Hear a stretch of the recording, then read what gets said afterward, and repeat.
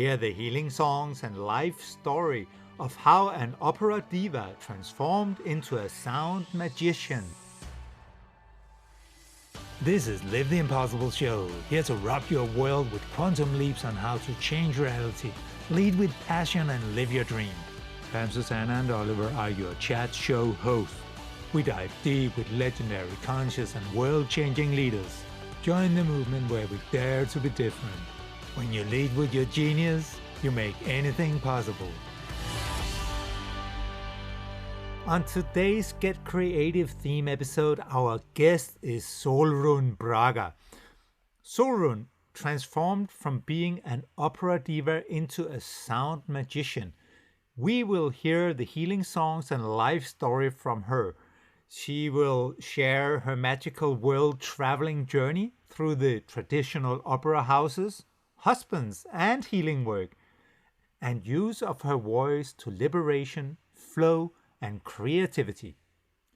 We get a backstage view of the opera world and the opera house cultures and its dirty little secrets. We tune into and experience the magic in her music and enjoy her multi-dimensional wisdom in this extravaganza episode.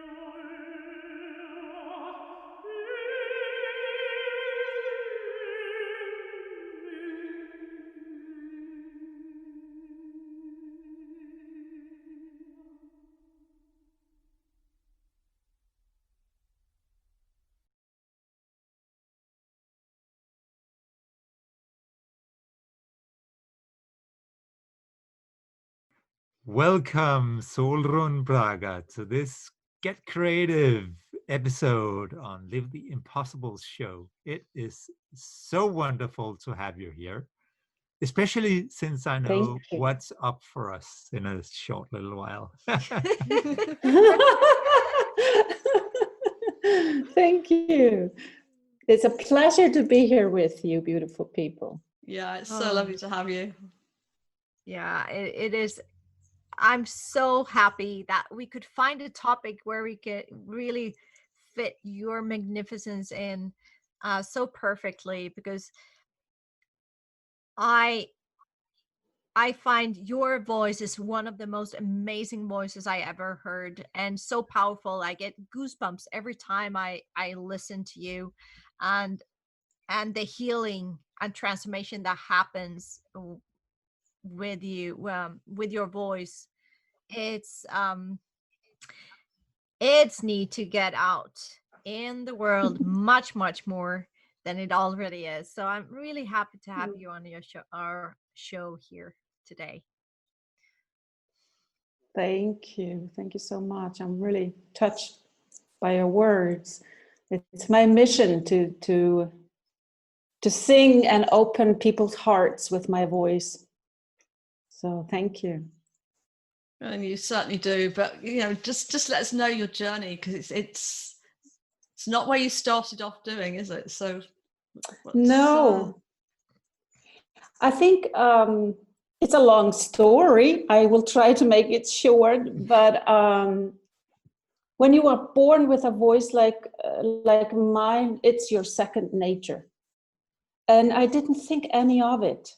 It was just my voice. And I think my grandmother said that I started singing before I started talking. And I was also, I talked a lot. I was very expressive. I need to express everything through my voice.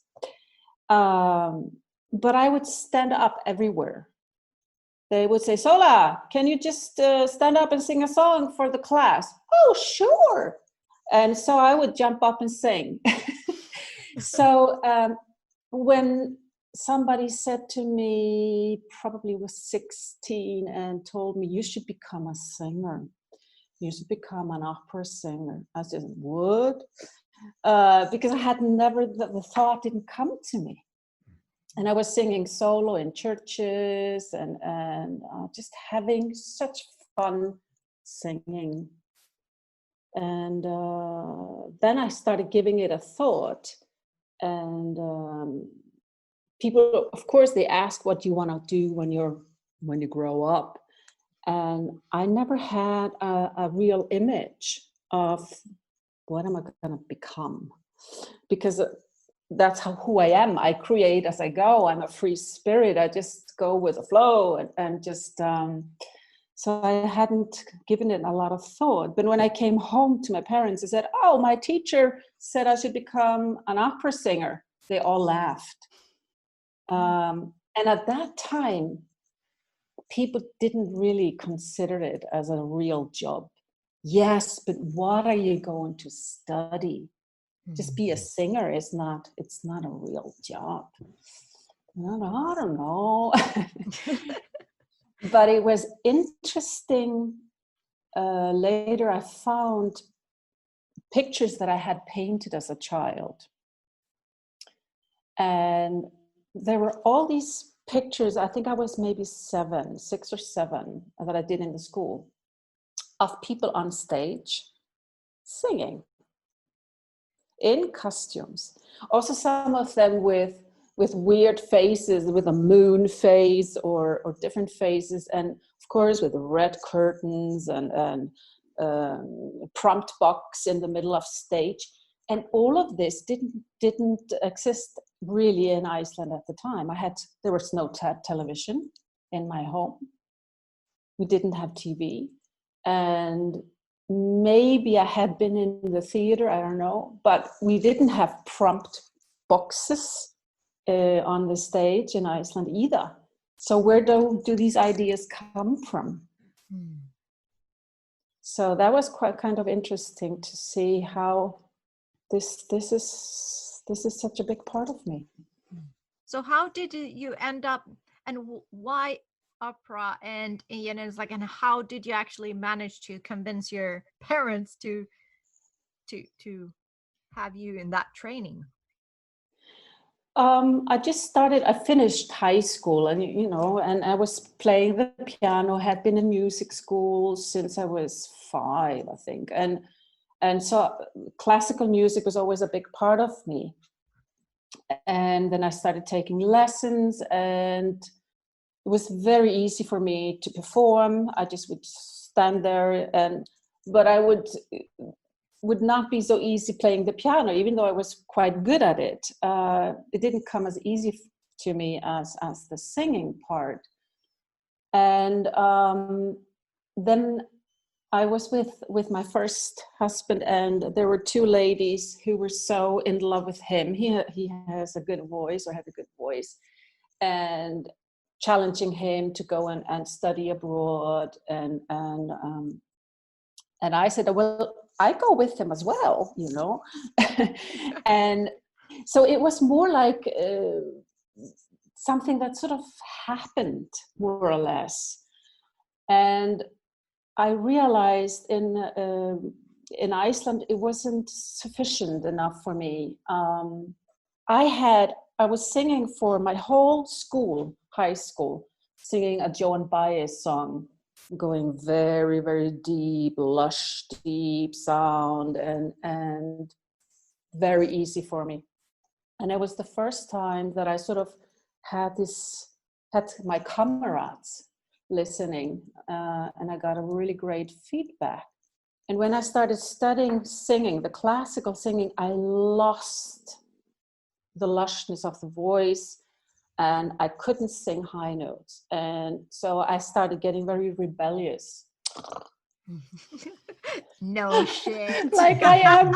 I'm not gonna sing that aria. No, it's ugly. So I was very, very difficult. And then this mentor of mine who listened to me and said to me, he was a doctor, and he knew a lot and lots of stars all over the world. Experienced Maria Callas when she first came on stage, and lots of famous people. He was a personal friend of theirs. And he said, you should go and study. You have a real talent. You should go and really go this way. And I loved the classical music. When I had my kids, I would have opera arias playing in the room where I was giving birth. And the doctor's going, what's going on here? With all these loud arias. So we invited him to come over, and that was in June. And in August, we were at the university in the USA. Bang, bang, bang, bang, bang. Things just happened like this. And here I was at the university in Indiana, in the best school in the States. So, and then you've been working on stages all around the world and singing and performing. So you were how did that, just like you lived in Germany for a lot of years, you also lived in Denmark, and now you live in Italy, but that's a different story. But but you worked as an opera singer, didn't you? Yes. Yeah. Well, the thing is, there are a lot of chapters, as you know. Like I said, I've lived so many lives in one, that each chapter would need a special time on its own. But what I discovered, because for me singing was pure joy, I just wanted to be there, and that's why it was so easy. I knew that my voice needed cultivation, that I needed to train it better, and I wasn't getting that in Iceland. It wasn't good enough. And I have a very structured mind. I want to know how to do things, and it wasn't happening. When I went to the States, on the contrary, I faced this comparison and competition. You would never, I barely survived it, let's say, because that is not who I am. And it was a really, really tough preparation, tough thing to go into. If you imagine, we would go, because they would put up 8 operas a year in the school with a stage as big as the Metropolitan stage, with 1,500 seats. This was the school I was in, with 300 something singers. And every fall they would have auditions, and we called them the cattle calls. And one singer goes on to stage, another goes out. If you sing longer, then 4 minutes they throw you out. Thank you. And it was just something, oh, who am I? That kind of feeling. And singers would not talk to each other. Sopranos would not talk to each other. Wow. If you can imagine. You were not friends with a sopranos if you are a soprano yourself. So the competition was deadly. And it I was almost, going to say how many was killed. I could just see the backstabbing going on. yes, it was really, really, really difficult for me, for someone like me also. So because I'm a highly sensitive person, I'm very sensitive to energy and all of this, and it almost killed me, let's say. It's not. I survived it, but I was broken. I was really broken. So I mean, it actually destroys the creative process, doesn't it? Yes. I mean, it's what's feeling for me. I mean, we've talked Yes. about it in other ways. I think we were talking about it on the acting front as well, weren't we? This trying to fit people into boxes and these processes just kill the creation. Yes. Yes. And the joy and the flow, and you were saying so much, about getting into the flow. And I mean, I think that's where we all want to be, no matter what our profession of any description is, but to get into that flow and into that naturalness. And the training process destroys that. Yeah. Yeah. But I just wanted to go back home to Iceland. I had my little son with me. That was also very, very tough. He was 1 year old. I woke up at 5 o'clock every morning with him, then go into that school until 4 in the afternoon, constantly studying. The one thing that, not one, but a lot of things, of course, were positive that came out of this. I got a really, really good education. And of course, when you become stronger, you can see a lot of stuff that I had gained from the process, no doubt. But at that time, I just wanted to go home, be with my mom and with my kid at home. And I said that to my husband, ex-husband now, but that I just wanted to go home. And this mentor of mine, this doctor, and my ex, arranged something behind my back. They wrote to agencies in Germany and Austria and said, and arranged a trip. They said, you have to go to Europe and you have to try your luck on the stage in Europe. And they arranged it all. They wrote the letters, and I said, I'm not coming close to this. And we get auditions for these agencies. And so in the the fourth year, it was 5 years in total in the States, we went in our Thanksgiving break. And you can imagine going from the USA and suddenly going to Germany and Austria. You go on Friday, and on Monday you're auditioning, like with jet lag and all of that. And I said, okay, I'll go. And on Monday, I auditioned for 2 agencies that both wanted to engage me. On Tuesday, I got a job. Wow. In an opera house. And I said, I don't know if I want that job.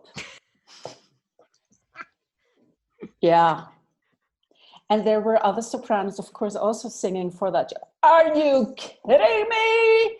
I've been auditioning for 6 months and this is the last job. And you say you're not sure you want to get it? And then it ends up, okay, I'll try. It's only a contract for 2 years. And well, it's a beautiful role. It's Mimi in La Boheme. And okay, so I said, all right. And I haven't been home since. Wow. So I got something that was it's called the theater bug. As soon as I was on that stage, I was infected with this bug. I was home. I loved being on that stage, singing this beautiful music. And I was surrounded by beautiful colleagues and people that loved me and supported me. And I went to every rehearsal that even wasn't including my role, because I loved being there. And the director said to me, Sola, you don't have to be here for every rehearsal. So yeah, that was a good step, obviously. And so I moved to Germany.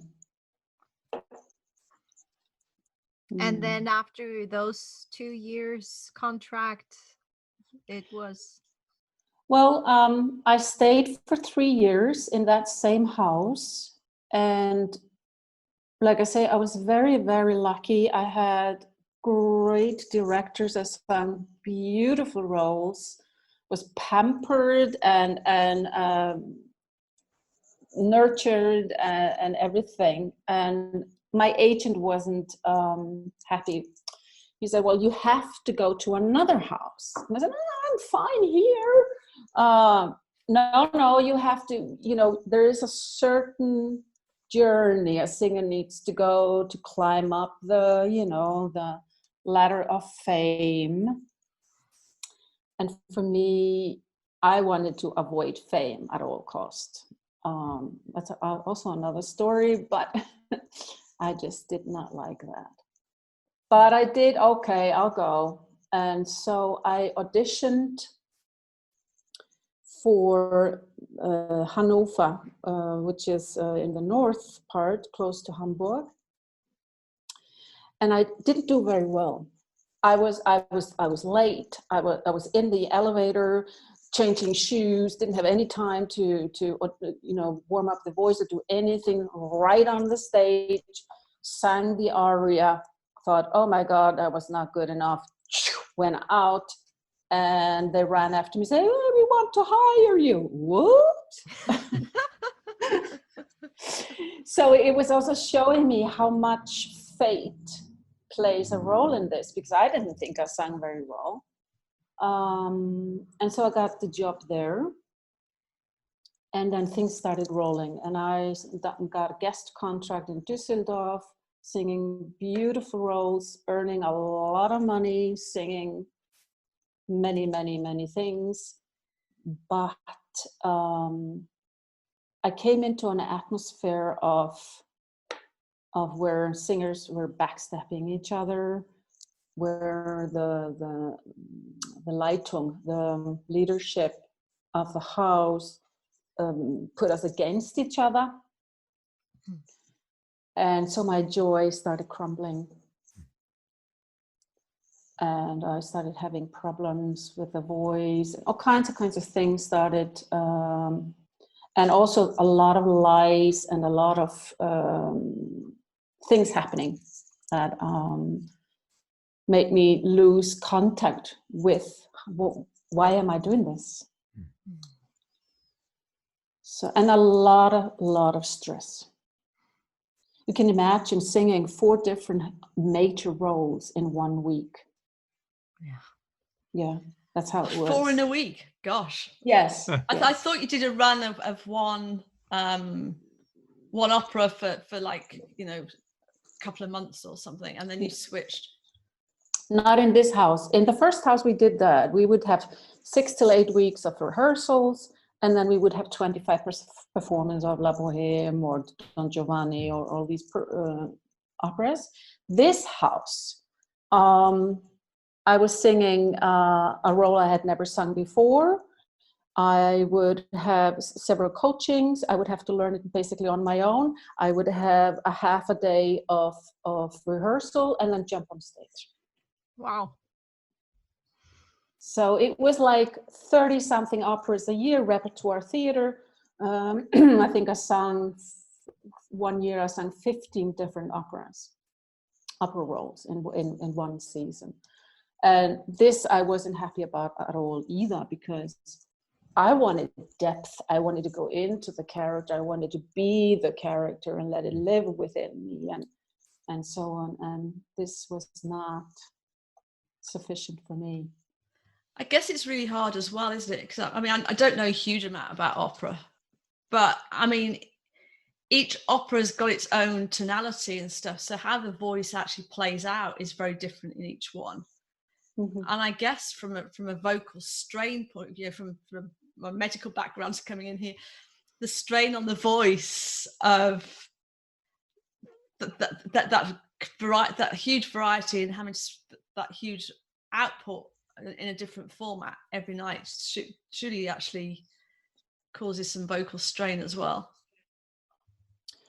Yeah, for me, it wasn't so much the vocal strain. I've always been very, very cautious with my voice. I have been asked to sing a lot of stuff, Wagner roles and bigger roles, and I said no. I was a difficult one. My agent was going nuts because I said no to so many things. But it was more the emotional one, to not be able to settle in your art, for me in that case. So, but you're right. It depends on if you choose very, very different vocally aspects of opera roles, then of course that is going to be a challenge. But I was pretty good at choosing what would very much fit my voice, and yeah. So these were the days. So what happened for you to stop playing in that world? Was this like because of these things you were saying, or that is that further ahead? I had a second child, which also, when you're traveling so much, singing so many roles all over the place, I would drag her around with au pair, so she would be with me, and then, for example, I was singing in Belgium, and just when I think about it, how could I survive it? I was breastfeeding her in the middle of the night, making her special food, organic food, running around to rehearsals, and then standing on stage. So it was almost a constant 24-hour shift for me, and it just it drained me completely. And on top of that, being also highly, highly sensitive, and if it's not pure joy, then it really drains my energy. So there were a combination of things that I was just so tired. I was completely drained out. And I had been going to Denmark to this island, Møn, to take a little break and vacation and stuff. And I just loved this quietness and just away from it all. And I took a quick decision, like so many in my life, and bought a house. And I didn't hardly tell my ex number 2 that I had bought a house, and I'm moving, I'm leaving, I'm going. And I had already left my job at the Opera House in Hanover, but I was guesting also, traveling around. So, and then when I came over to Denmark with my daughter, she was 6 at a time, 5.5 or something. The agencies stopped talking to me. Well, basically also because then I was a single mom. I make also the jokes. I'm sure you maybe have heard it, that with every new country, I change a husband. So, so in Denmark, I was a single mom, and the agencies didn't want to, and honestly, I couldn't take it either. She would cry the whole weekend when I was away singing in Düsseldorf and had to have someone babysitter. I just couldn't take it. So all of a sudden, Solrun was a single mom in a house. You can't believe the house that I bought, full of mice, plants growing through the floor, raining through the windows, with my little daughter and no jobs. And I needed to just get to know myself, because I also realized I was fulfilling what others were expecting of me. To climb the ladder, and you have to do this and go to the bigger houses and going to New York and singing for the biggies over there, and it wasn't just me. It just didn't fit in that world. But so these 2 years alone with my daughter were really, really important for me to examine, what do I want?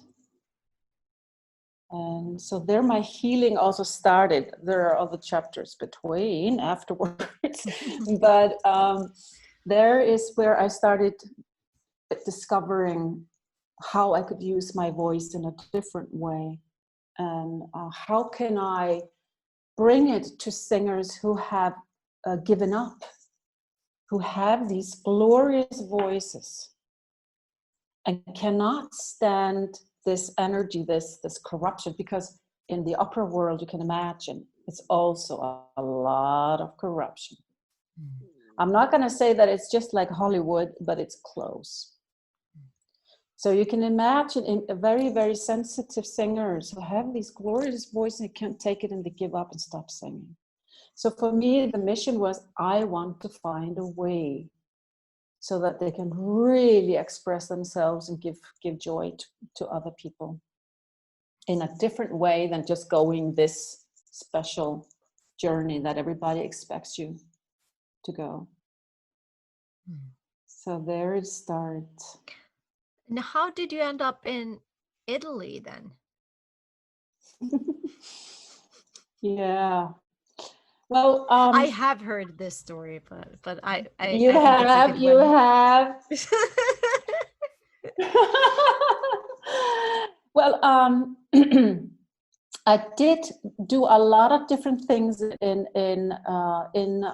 Denmark, and even though the years were really, really, really tough, in a very difficult marriage, there were lots of good things though, that I could practice my spiritual muscles and also try out different things with the voice. My ex was the third ex, was very good with his hands. And we lived on a farm, an old farm, and he built a concert hall for me. And there I started doing all the healing work, to do the a cappella singing, and I organized concerts and workshops and master classes and all of these things in that little hall. But the marriage fell apart, so we couldn't run it anymore. So one day we decided we need to sell this and go somewhere. And I had heard it from several clairvoyant people saying, oh, you are so Italian. Your temperament is Italian. You've had some interesting lives in Italy, and so on and so on. And I said, all right, okay. And so I say to him, I had said that to my number 2 as well, but he said, no, let's move to Italy. What do you say about that? And he just looked at me, all right. And I said, what? You like the idea? And so he practically moved us within weeks down here. but I was also connected to people here. So it wasn't just a blind spot. It was also, there was a spiritual center here, which still is, that I was connected to. And I saw that I would be able to develop and cultivate even better platform for my healing work. And that's how I saw it.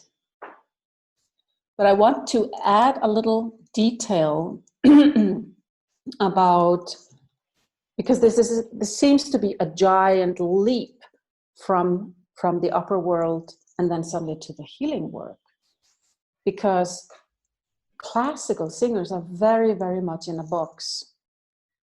They are very, very dedicated and loyal to the composers, to the music, singing it exactly the way it is and exactly what is expected of them, because a lot of people have analyzed to death all this great operas and music and so on. So you're very much drilled and trained in that way. And so for me to start doing something completely different, improvise and singing a cappella and all of this, was like I was shaking. And I was asked to sing in an exhibition, and I said, "Oh, okay. Who's the pianist?" And she said, "What? Do you need a pianist?" And I said, "Yeah. Can you just sing?" "I can try." And that's how I started doing that. And it was such a freedom. You could pick whatever key to sing in, you could make pauses, you can, stretch the melody, you can do all of that because you are the conductor. And so I started doing all of this with also in big exhibitions in Copenhagen, in embassies and all over the place, which was really a big freedom.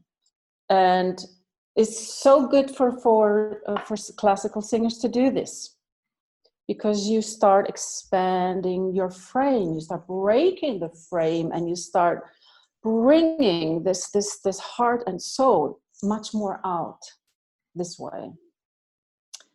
And then I met again my old friend from the university, an Icelandic saxophone player. And we were buddies at the school, and he's a great guy, very well known in Iceland. He said, "Well, let's do something together, Sola." And I said, "I can't improvise." And he said, "Oh, sure you can." And so we started playing around, fooling around. And you can imagine that the first concert that he was sitting in the hall playing all these collage music, whatever came to him. And I started out in the foyer, singing just something crazy. and the audience were going, "What's going on?"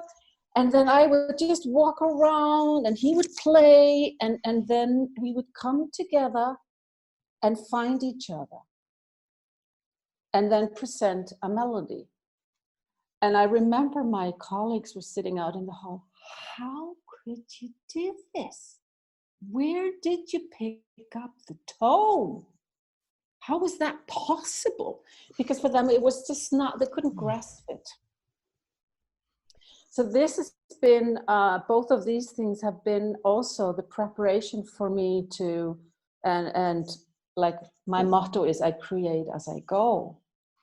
I listen to my higher intelligence and just download and grow and change and all of that. And now I've been like talking. Listening to the life force, so that, like the energy, and express it with a sound without knowing or trying to control it, or like put it in a box. It's just like free flow in a way. Yes, isn't it? Yes. But at the beginning, I would do my sound healing evenings, and people would lie on mattresses on the floor, I would bring my little keyboard and I would have the music, you know, very like, and then I ended up throwing it all away. And now I just, like you say, express it. Just what does this energy, this person, what does she need? And just let it come out of me. And I've been singing songs that I have never sung before, or sounds. Said, where did this come from? And then it happened to be a song that that person's mother used to sing for her all the time. Something like this, sort of. So tuning into the person's energy is now what I do. And also concerts with a pianist, no program, just on the spot. I pick what I feel the audience are calling for to open their hearts. Wow, beautiful. I know. I'm just sitting here going, oh, you know, if I'm listening to this, I would want to hear some of this. And you're so generous, Solrun, that you have given us permission to use some recordings that you have. So wouldn't this be a great opportunity to listen to one of those? Sure, you're so welcome.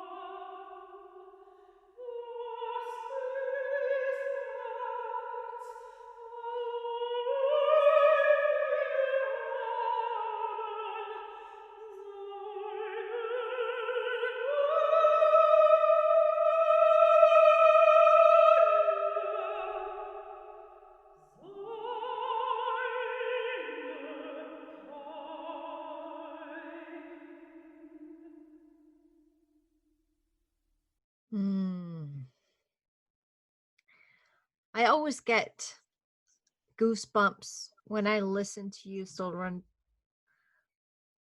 And also when you speak, because it's really this trust in the higher dimensions, and trust in something greater, trust in the life force, and trust in yourself. And I think it's, you know, like this diva within you where it's like, yeah, I'm great at this and I'm so powerful. My voice is so powerful. And I was like, hell yeah.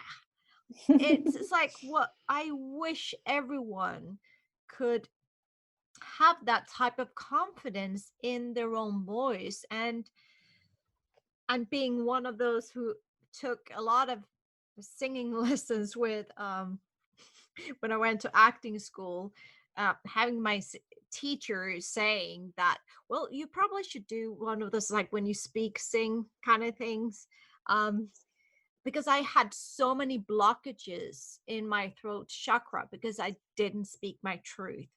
And I think, which leads me into what you're doing now, because it's so powerful that what you say, that you tailor these, sounds and record for people, but also do it's like where we can explore ourselves about like we did the other day, of the getting the balance and alignment between the masculine and feminine, and by using our like tonings. And so it's basically, you also assist people to self heal. So can't you just explore a little bit about that? Yeah, basically, I think everyone should sing. And so, of course, I can prepare a singer to prepare a role or arias or the technique, and there's a lots of experience I have for that. But I also have been working with people who have never ever opened their mouth in a song, because they were told when they were small, you are your intonation is not good, you stop singing, you're not a good singer, and so on. And bringing these people to start singing. I remember especially one case, I think she was about 65. She came to my workshop, and she said, I really would like to sing together with my family, but I have never sung in my life, and I know my voice is not good enough. But this little group were so supportive of her process. And in the end, she was singing a very simple song, but completely in tune, and crying because it was getting out there. And of course, the other participants, yay, we're rejoicing with her. But so just expressing this, what's in there in song, and sometimes some people are not very musical, but they have good voices, and they just can make their own songs. There was another lady who could not carry a tune. It was a short workshop, and then I asked them to sing love for themselves, to tone their love for themselves. And we sat there in awe. What came out of her was so beautiful. The way she expressed self-love was like, oh, whoa. So, yeah. Yeah, I mean, toning. I mean, it's got, I love toning and chanting, and I'm one of those that, got squashed as a singer. And yeah, I keep saying I must come and have some lessons with you, because just that being able to have that freedom to express, because you feel yourself, you go for it, and then it's like, no. And where the toning and stuff feels much more allowable, probably because actually it wasn't something we did as kids. So you haven't been slapped down as being, you can't do that, you're not good enough. And just letting that, as you say, that feeling into just what comes through you, I think it can be hugely healing on so many levels. Yes, absolutely. And you can do it also in a structural way, you can work with each energy center and with the masculine and the feminine and go deep into the emotions. That's what I'm doing now as well. And there was one also the other day who said, I've never stood up for myself before, but now I am really standing up for myself, for my boss. And she said, this is the work. It's speaking my truth and toning and going into all of these blockages. I think the throat chakra is a very, very important energy center, and especially now we need to start really being true to ourselves and speaking our truth, and try to work on that pleasing gene and a nice girl syndrome or nice boy syndrome, and just we need to stand up there and just in our power. And that goes through, and if you think about the left side is holding back, the feminine side, and not daring to speak the truth, and the masculine side is more, nobody is hearing me, nobody hears what I'm saying, I'm not important enough, and so on. So working on these issues is a really good start. Because also there is so much aggressiveness and meanness going on these days, where people somehow think it's okay because it's on social media, or that you're allowed to be mean to other people and call them names, and which means that it's so easy to really close down and hide. And as you were saying, it's like it's so important now, because if we don't speak up and speak our truth, we give our silent consent to all the fucked upness that is going on in the world right now. Yep, absolutely. It is a journey, I must admit. Speaking your truth and daring to go against the stream. Well, I've always done that. Actually wrote a theater play called To Be Just Like Everybody Else when I was 10.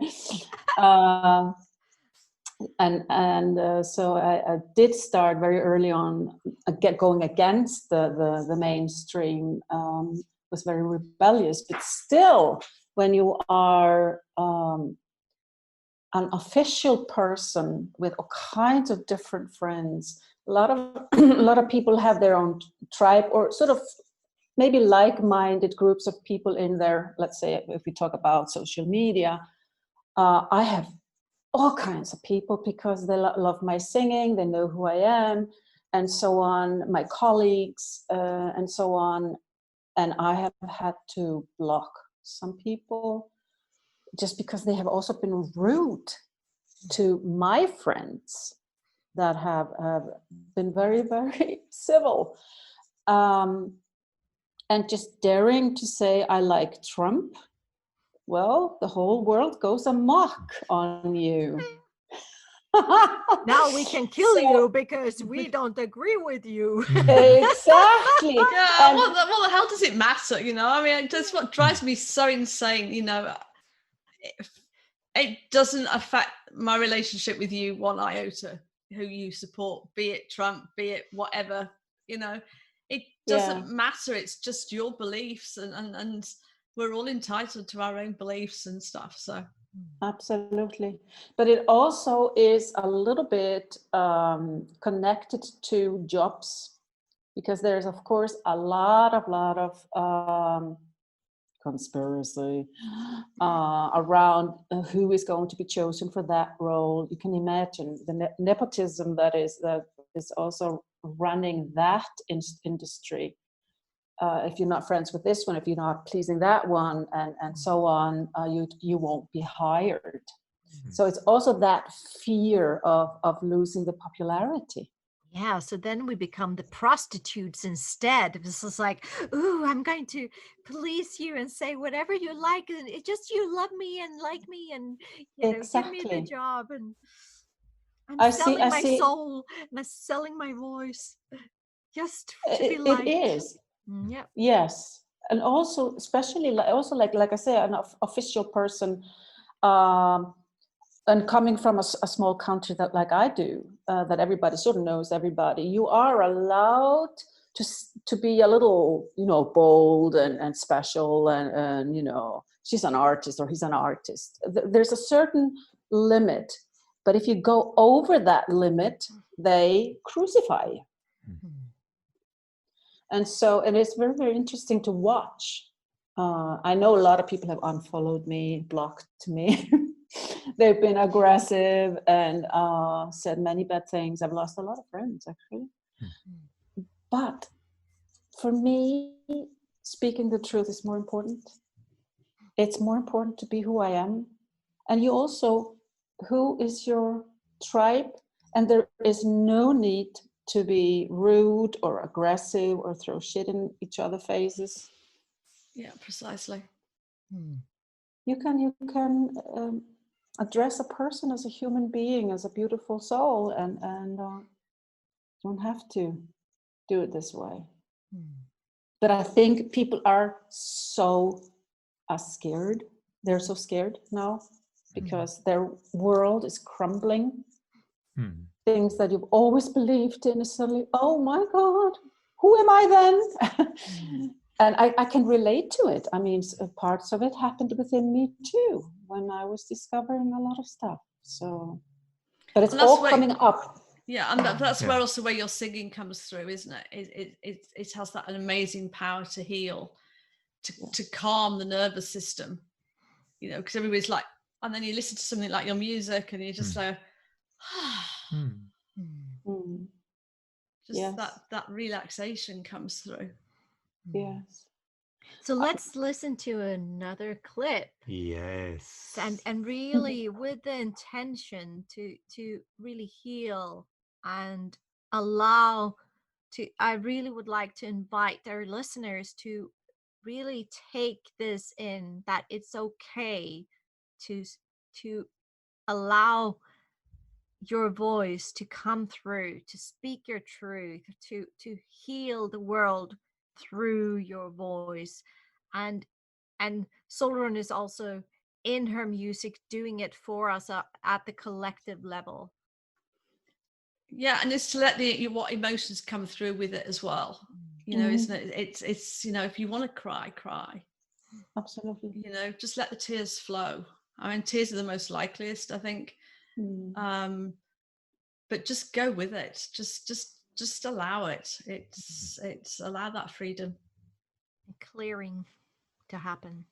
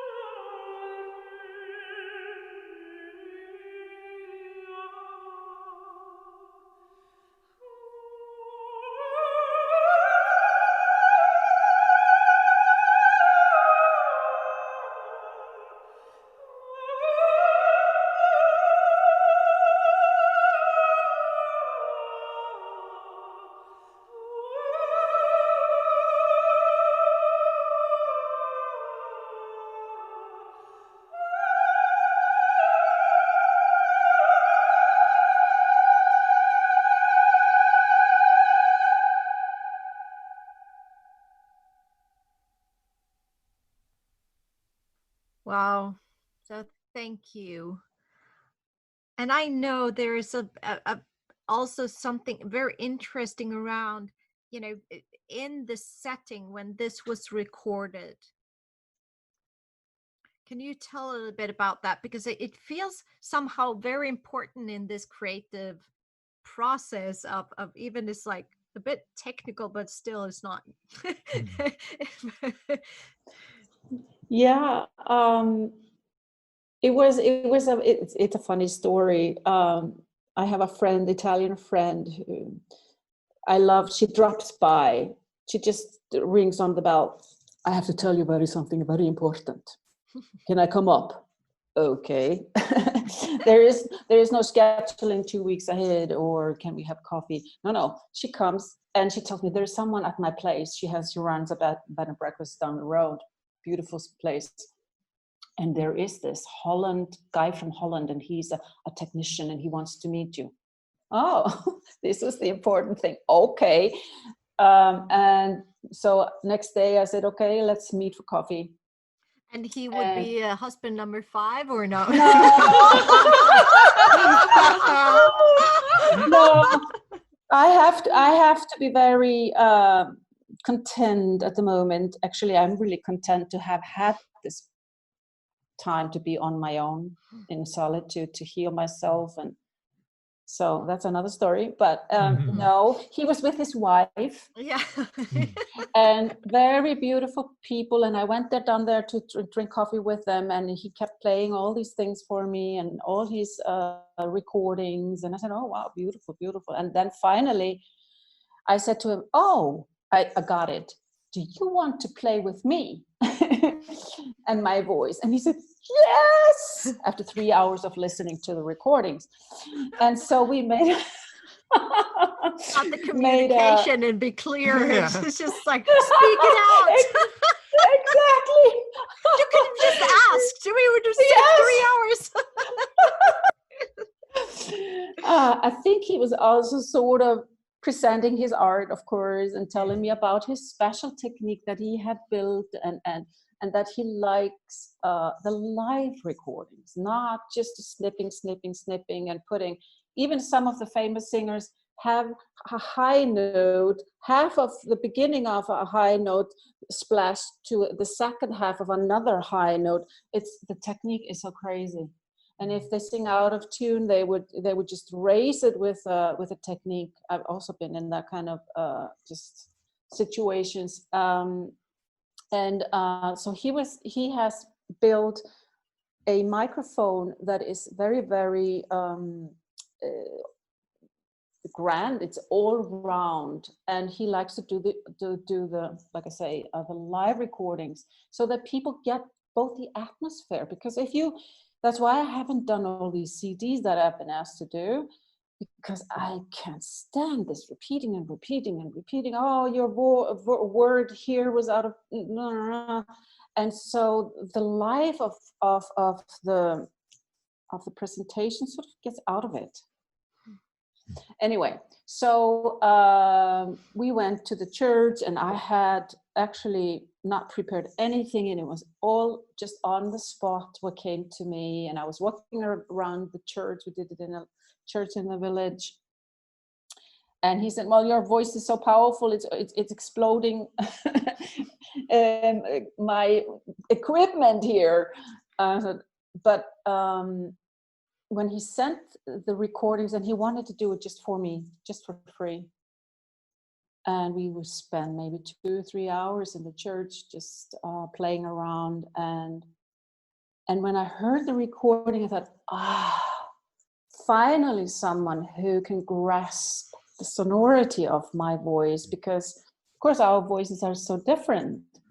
And I know, for example, if a pianist, he can't carry his instrument with him, or her has to make do with whatever instrument they're introduced to. So every grand piano sounds different, and is a different with touch and all of this. For the singer is the same. It's the space we're singing in, and the sonority of our voices. Some voices are thinner and are much easier to record, and others just are difficult. And that's why for me it's a challenge. for example, to present something via Zoom or the techniques just spontaneously. It needs to be a better technique. That's something I really want to work towards.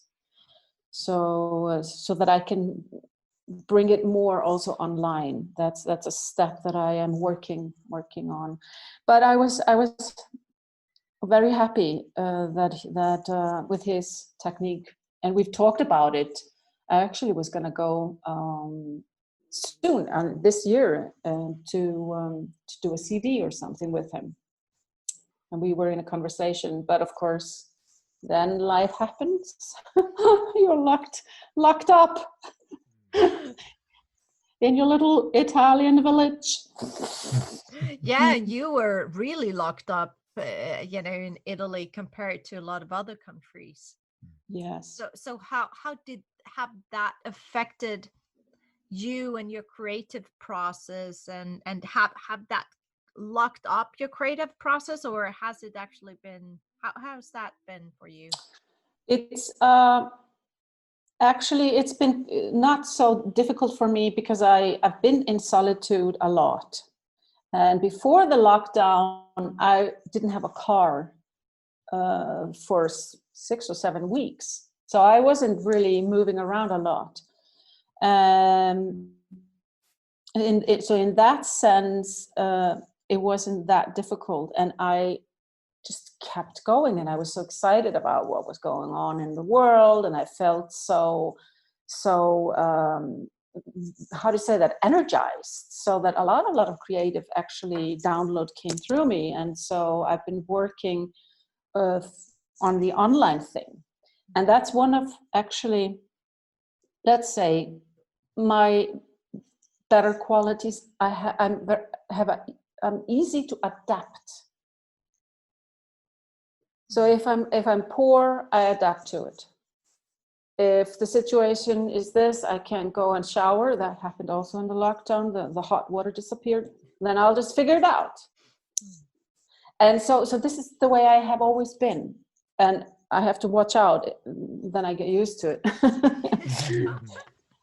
But so I adapted to the situation and just went into my creative flow, and I created new things online, energy containers, and that wow, I can see the education that I'm going to build, and gosh, this and that, and so and I took a business course. I would call it giftness course, to expand my my creation. So it has been a very good creative process for me. But the only thing, and I mean, we were not allowed to go outside, that the police would stop me. I was trying to sneak into the woods and take a little walk. No, home. The police station is right across the street. But the thing that was most difficult for me, after such a long time, having any physical contact. That was the big, oh my God. How much we need each other, and not only online, but in physical form, and how I love co-creating with people, working with people, yeah.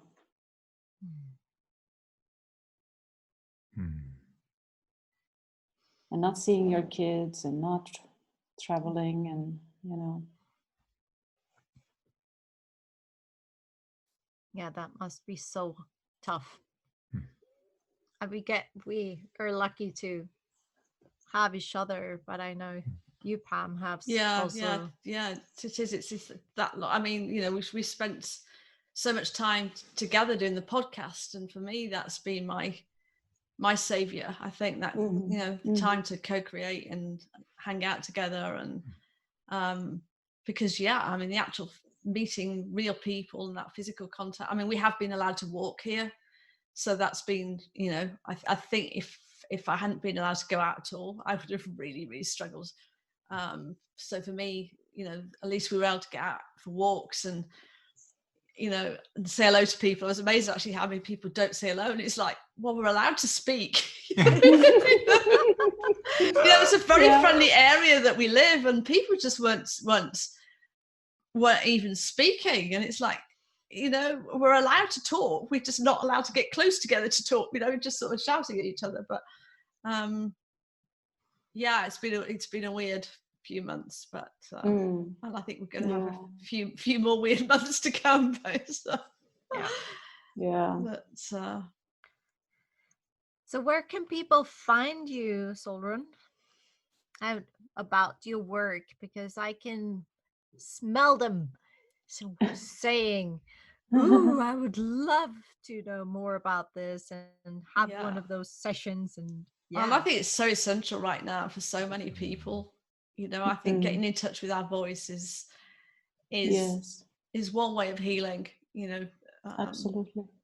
There's a choir thing in the UK. There's been quite a few online choir type things going on, and it is a way of connecting and finding ourselves. Absolutely.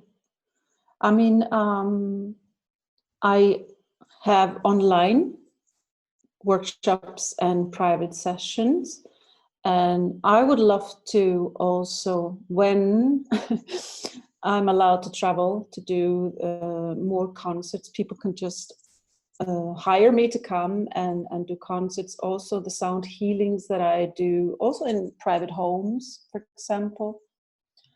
And I'm used to, like I say, just go for a month to a place and do workshops and concerts and private sessions all in a package. So that has been, and it was before this lockdown, always the thing. Love to work with other people also in a combination of workshops and so on. But I have a website that's just called solrunbraga.com, and I am trying to be very good at updating it. I sometimes forget. I have a retreat in Italy in September, in a beautiful, beautiful place, just with a view to die for. And it's isolated in the woods with the vineyards, organic vegan food, and there's a swimming pool, and we're very close to Assisi. We will take a trip over there, and it's a beautiful, beautiful place, and it's a week in September from the 14th to the 21st, I think. And I can always been asked to do something like that. If a group wants to do something, then by all means I come.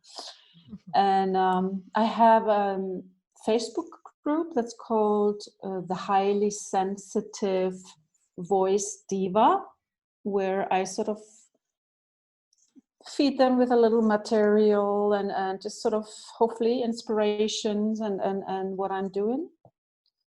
What else? I think that's about it. I think that is. Yeah, that's beautiful. And I know you've got on your website some more tracks, haven't you, that people can listen to?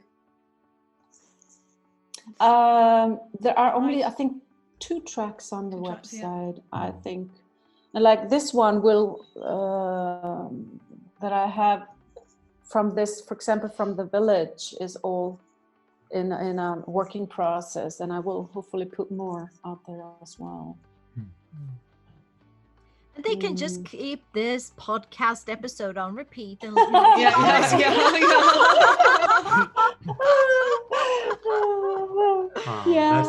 That's so beautiful. We will of course put all the links, Solrun, for your website and Facebook group in the show notes, and everybody we can all sit and think about if we want to do the online session. So if we want to go on a retreat in Italy, anybody on for that? It's good like Come on!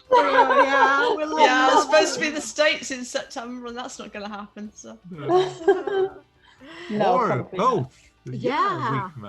It's possible to go for both. start Yep. out with the listening to a couple of pieces of music with you, and then go and do the online sessions and jump into the Facebook group and do the whole package and end up with a retreat. I love to be of service, of supporting people as much as I can. That's my goal. Yeah, you're doing a great job, and Yeah, thank you brilliant. so much for all this wisdom and amazing energy and power that you have shared with us here today, and beautiful music, and for you being you. So thank you for joining us. Thank you for listening. Head over to livetheimpossible.today to find the resources from this episode, connect with us, and get our free playbook with 11 easy insights on how to live the impossible. Until next time, here's our household musician, John Century, with Believe in You, because we do.